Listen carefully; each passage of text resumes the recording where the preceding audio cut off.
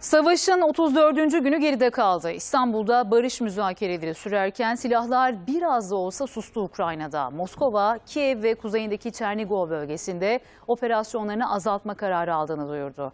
Orada bulunan birliklerin ise ayrılıkçıların kontrolündeki Donbas'a kaydırılmasına başlandı bile. Gündüz yaşanan gelişmeler bunlar ama başta Mariupol olmak üzere Ukrayna'nın güneyinde sokak çatışmaları da devam ediyor.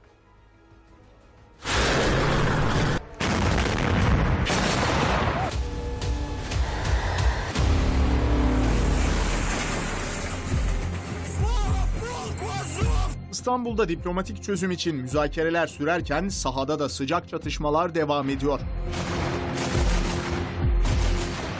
Kiev yönetimi mevzi kaybeden Rus askerlerinin çekilmeye başladığını iddia etti. Rus ordusuysa Rivne bölgesindeki akaryakıt depolarını füzelerle vurdu.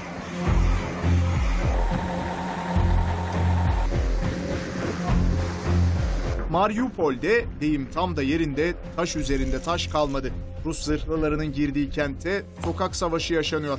İşte o tanklardan biri Ukraynalı direnişçi tarafından tank savarla böyle vuruldu.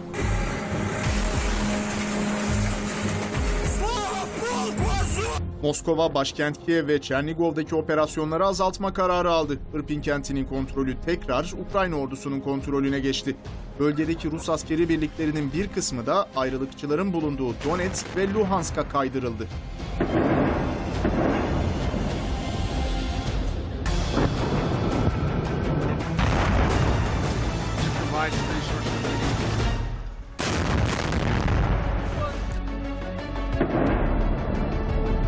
Amerikan Başkanı Joe Biden, savaşın ilk gününden bu yana Rusya Devlet Başkanı Putin'i hedef alıyor.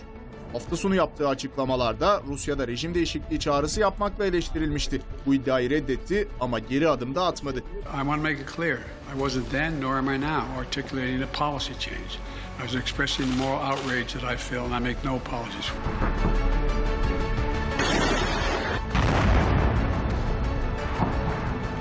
Yeni yaptırımları heybede tutan Avrupa'nın gözü ise İstanbul'daki müzakerelerden çıkacak sonuçta.